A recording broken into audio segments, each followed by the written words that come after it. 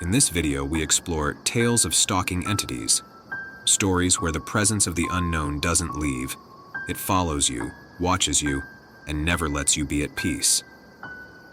Scratches in the cabin. The scratches on the walls started during the day, but the worst came when I saw that thing in my room. We went to that countryside house during the holidays to get away from everything. It was just my dad and me, looking for a break from the city. We rented an old but quiet cabin, surrounded by trees and with that peaceful air we so desperately needed. The first night was calm, but everything changed on the second day. While we were having lunch, I heard some strange noises. Light scratching sounds, as if something was clawing at the walls from the inside. A constant sound. At first I didn't pay much attention, thinking it was just an animal, maybe a squirrel or a cat. But when I got closer, the sound stopped. I told my dad what I had heard, but he reassured me that it was normal in an old house, though it didn't seem normal to me at all. I felt like something was behind those walls, something that wanted to get out. That night, I tried to sleep, but the silence was unsettling, broken only by those damned scratches. I covered my ears with my hands, trying to ignore the noise, until I heard a faint creak near the bed. I opened my eyes, and there it was. A figure crouched in the corner of the room, dark and twisted, with a human-like body but elongated, bony limbs. Its torso was hunched, and its skin seemed torn, very pale. But the worst part was its eyes, two deep black spots that didn't blink as they stared straight at me. I tried to scream, but no sound came out. I was frozen, feeling a piercing cold that chilled me to the bone. The creature started moving, crawling slowly toward me with a wet, almost sticky sound, as if every movement was a painful effort. I squeezed my eyes shut, hoping that by doing so, that thing would disappear. I don't know how long it took me to gather the courage to look again, but when I did, the creature was gone. The next morning, while having breakfast, I told my dad what I had seen. I thought he would laugh, but instead, his face grew very serious. He told me that he too had heard the scratching on the walls, and it hadn't stopped all night. He had even heard heavy footsteps in the hallway, but never thought it was anything real. After talking and knowing that he had also heard those noises, I thought it would be best to leave. But my dad refused to believe what I saw was real, once again blaming the sounds on the surrounding nature. I insisted, telling him it wasn't a dream, that thing had been there, but he only asked me to calm down, saying we'd spend the afternoon doing activities, and that I should try to rest that night. We spent a quiet afternoon walking around the cabin. My dad wanted me to forget what we had talked about in the morning, so he tried to distract me throughout the day. But that night, the scratching started earlier and more intensely, as if something was desperate to get out. We both heard it, but we tried to ignore it. I locked myself in my room, avoiding looking toward the corner where I had seen the creature, and my dad stayed up late watching TV. Hours passed, and when everything was silent, I heard a loud, solid thud that made the whole cabin tremble. My dad came running, and I saw him pale, his hands shaking. He told me he had seen something in the hallway, a tall, thick being with dark, terrifying eyes. It was similar to what I had described, only now it moved faster, as if it knew we were watching it. We stayed in the living room, too scared to enter the bedrooms. My dad was frightened like I'd never seen him before. We tried to make it through the night, but the thuds and scratches didn't stop, seeming to come from everywhere. The walls, the ceiling, even the floor. At dawn, without saying a word, we started packing. My dad didn't admit it, but he knew we couldn't stay in that cabin for one more minute. We left without looking back, leaving the door open and the place a mess. As we got into the car, I felt like something was watching us from one of the windows, but I didn't dare look again. During the drive back, neither of us said a word. I'm sure my father and I were thinking the same thing. As we drove away, I saw it in the rearview mirror, watching us leave from one of the cabin's windows. I'm not alone.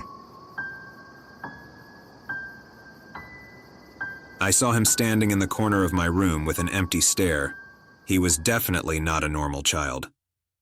When I moved into my new apartment, I was excited to start fresh. It was a small place, perfect for one person. Everything seemed fine until I started to notice I wasn't alone. One night, I was checking emails in bed. It was late, and I was tired. Suddenly, I felt a strange chill, like someone was watching me. When I looked up, I saw a boy around 8 years old, with short, dark hair, standing in the corner of my room near the closet. His clothes looked old and worn, as if he hadn't taken them off in years, and his eyes were dark, lifeless. I blinked, and when I looked again, he was gone.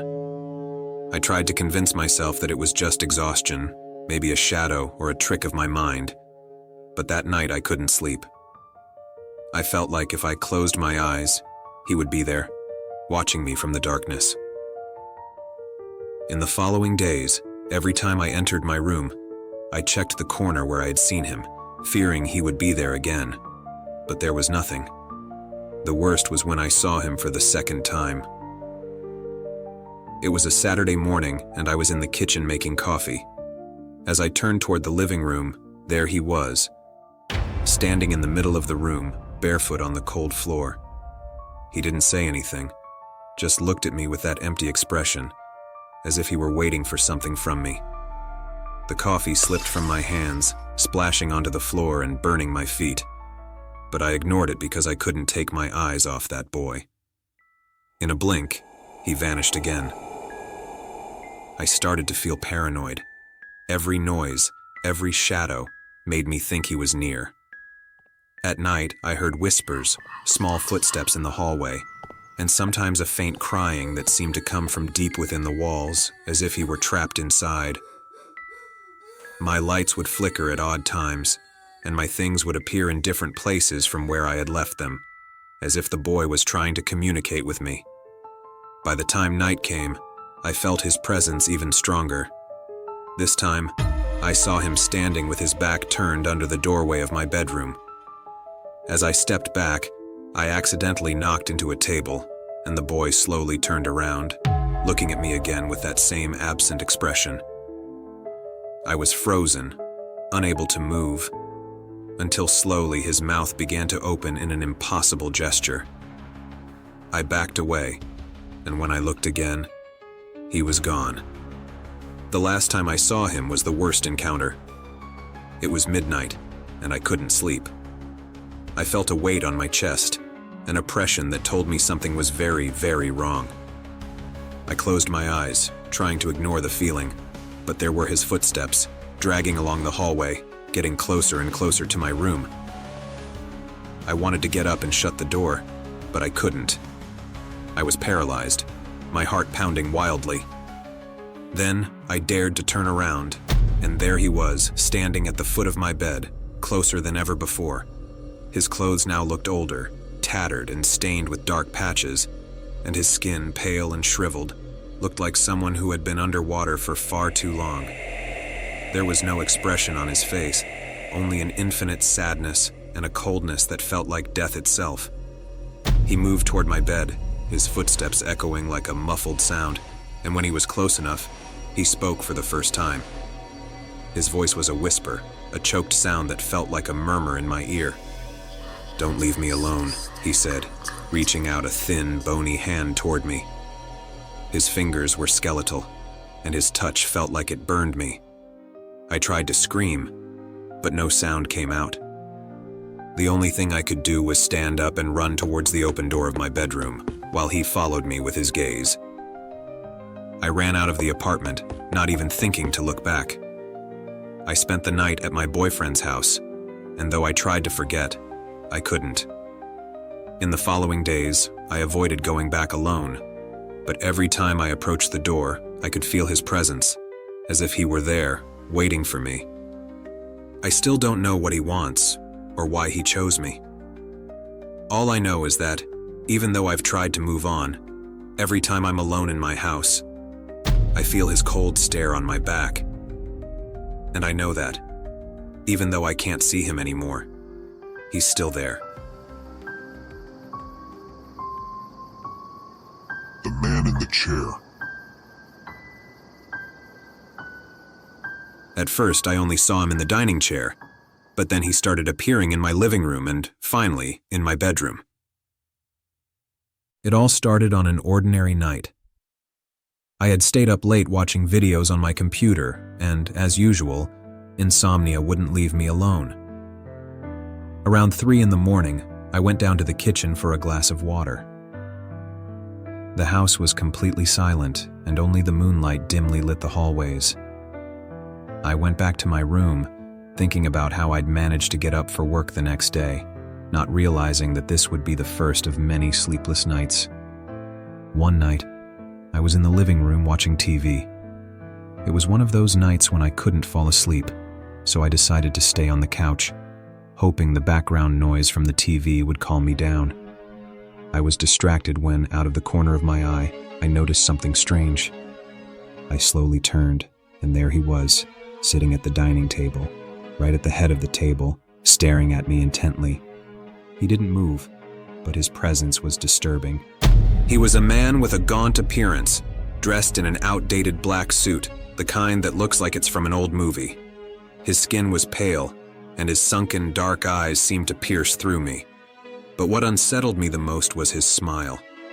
A twisted, almost mocking smile that never changed.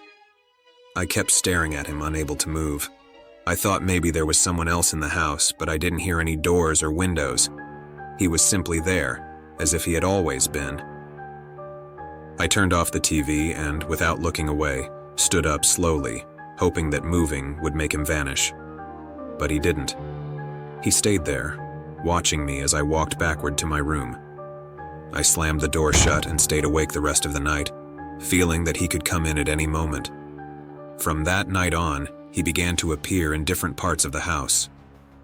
One particularly dark night, I found him sitting on the living room couch, occupying my favorite spot, as if he were taking over my space.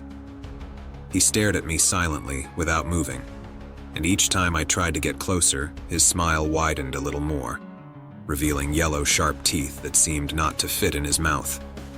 That expression made me feel nauseous and an uncontrollable fear. One early morning, I was locked in my bedroom, no longer able to bear the tension of his appearances and the struggle with insomnia. I thought that by staying locked up there, I'd be safe and nothing could happen to me. Suddenly, I heard a strange laugh and turned on the light. There he was, sitting in the chair at my desk, his hands clasped over his knees, leaning slightly forward as if he had been waiting for me. I backed away until I hit the wall, and I realized there was no way to escape. I tried closing my eyes, hoping he would disappear, but it didn't work. That was the first time I felt he was cornering me, slowly pushing me to the edge of my sanity. I started sleeping with the light on, but it didn't help. Sometimes I saw him in the corner of my room, like a reflection in the darkness. That twisted, smiling figure that wouldn't stop watching me. It didn't matter if I locked the door or hid under the covers. Every time I saw him, it was as if he was telling me there was nowhere in the house where I could hide from him. The last night was the worst. I woke up suddenly, feeling that something was terribly wrong. When I turned my head, I saw him sitting at the foot of my bed, his eyes fixed on me, and his smile wider than ever. It was as if he enjoyed seeing my fear, as if this was a macabre game whose rules only he knew. I was breathless, not knowing what to do. I tried to scream, but nothing came out of my mouth. Somehow, I jumped up and ran to the door. I didn't know where I was going, but I definitely wouldn't set foot in that house again. I called a friend who took me in, incredulous about what had happened, and he helped me move my things out of that house the next day. I moved in with him for a while. Since then, my insomnia has gotten even worse, and I've forgotten the last time I slept through the night. Sometimes I can still hear the echo of that laughter at night, and I haven't been able to stop dreaming about that terrifying smile. Whatever it was, its memory has stayed with me to this day. Thank you for journeying with us through the dark passages of these stories. If you enjoyed them, give us a like, share, and subscribe so you don't miss more tales of terror. Until next time, where fear will once again be your companion.